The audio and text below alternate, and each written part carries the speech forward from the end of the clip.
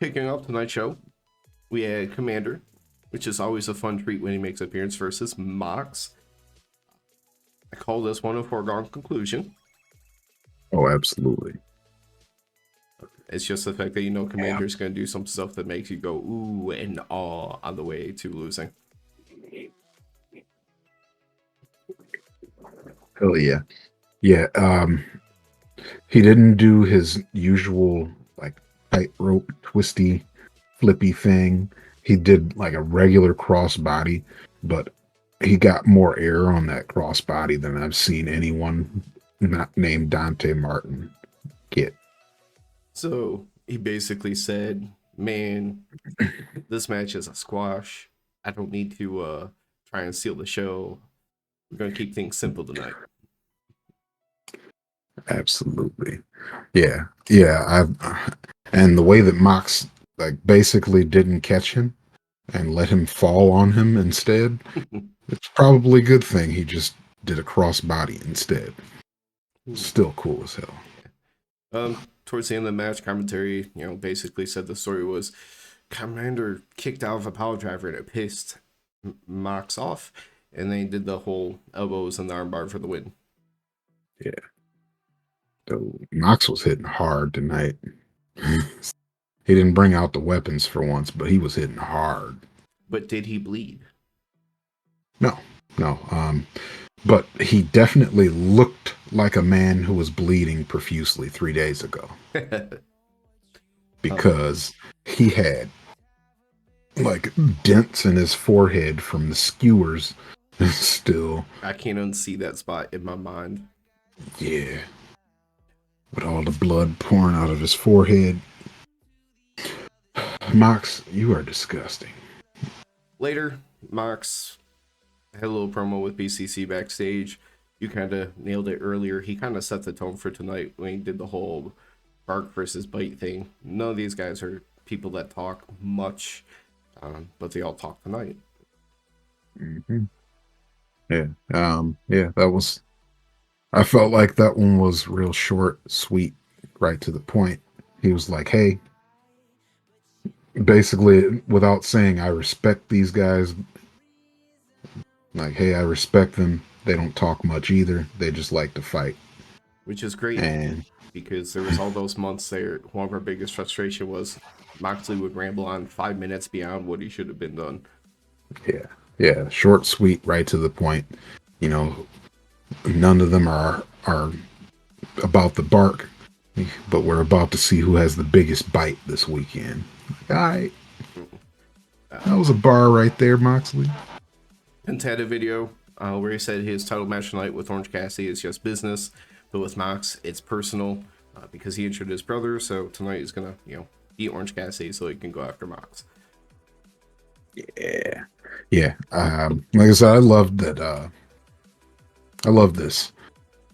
Penta speaking a little English, and he's really got some heart in there. Like you could really, it really felt like some shit's about to go down. Like he's not done with Moxley, that's for sure. Like that's all we know, is that he is definitely not going to be done with Moxley even after the outcome of tonight. Which is why, like, going into the main event, you're sitting there thinking more and more, okay, this main event conclusion is not, it's not as foregone as we would have thought. Because before the show started, I was like, why do we have a match that we know for sure the winner in the main event? But as this show went on with the promos and things, I was like, maybe something's gonna happen. Because we both kept saying maybe 3-way. Because there's that continuing beef even on that side of things too. Mm-hmm. Yeah, but either way, we're about to get a non-AEW World Title main event at one of their regular pay-per-views. That's not Forbidden Door. So, man, during this match, one of the first times, and you're sitting there looking at the time that's going on, you're like, this is getting time. It's gonna be a banger. I'm gonna love this match. Orange Cassidy did a tope that Penta just caught him in a press and like carried him around ringside before launching him into the barricade. I was like, God damn. Yeah, I knew before going into this match that this was going to be worth it for everyone to see, just because these two, like Penta is Penta. Orange Cassidy is basically a luchador. And the fact that entrances weren't starting at like 9:46, so you knew there was Oh getting yeah, plenty of time. yeah. We knew they were about to get the show out, and they sure did. Well, what I got to see, they showed out. Like I said, there was at least like a good 6-7 minutes in there that I didn't see because of commercials. But So good. otherwise, banger. The biggest thing about that spot though, where he caught him, usually when you see people catch somebody at ringside and like dives, it's usually like they have to adjust and everything else. It was so smooth. Yeah, yeah. Like I said, these two, I would not mind seeing them again. That was why I was like, man, Moxley, come out there and interfere or something so we can get that three-way, please. Right. At one point, they hit back to back to back destroyers, and it was another instance of this could not have been done any smoother. Perfection, man. That destroyer spot that was probably like my favorite 30 seconds of the match. Well, maybe like 15 seconds because it went quick. So But another reason I really wanted the triple threat is because of how this went down right here. Penta hits Made in Japan, kick out by Orange Cassidy. Penta hits almost immediately after Fear Factor on the apron, pin, kick out Orange Cassidy. Fear Factor in the middle of the ring, pin, kick out by Orange Cassidy. Roll up, Orange Cassidy win. I'm like, Penta, all that work and all those kickouts and then just roll over. Like your finish is buried, sorry. yeah, like he hit him with like 65 pile driver variations. Orange Cassidy's supposed to be dead. I I don't was care. getting worried about that man's neck. You're gonna have more Yeah. people walking around in neck braces in AEW. Oh my gosh. No. No, Orange Cassidy would probably, I don't know, he would probably just wear like a scarf around his neck or something, like real simple, and just like, oh yeah, my neck hurts too. I think mine's broke. Just like Roddy. So But fucking match, man. after the match, we get Orange Cassidy on the mic. First thing he does is ask for a chair so he can sit down. He should want to sit down as him and Penta just got done flipping and running for 20 minutes. I just love that it even fits with this character though.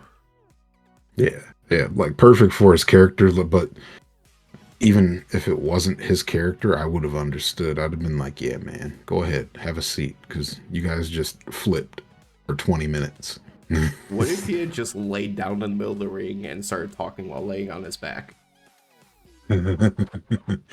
uh, so, camera wise, it wouldn't have been great, but I would have liked it still. At first, I didn't know how this was going because it was just kind of your cliche, like, I'm a fighting champion, I'm gonna keep fighting, I'm gonna keep defending a champion, I'm gonna be the international champion forever.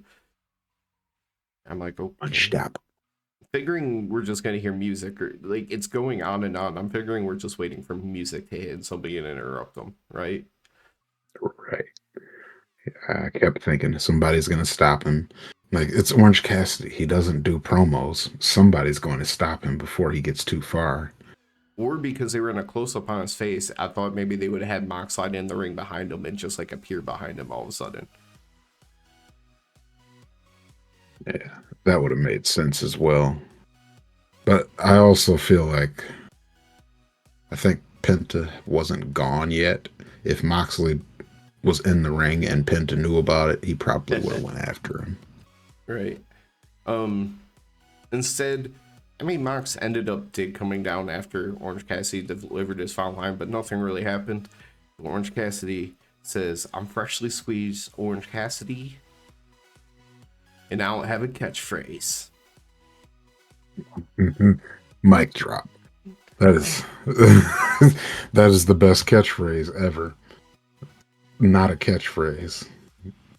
It's weird. Like, it's one of those things where, like, you can't play in comedy, but it works out so well because it's one of those things. It's like, okay, it's Orange Cassidy, doesn't talk. Where's he going?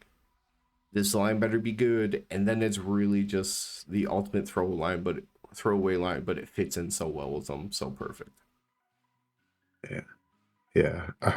I love that. That was my favorite like comedy moment of the night for sure.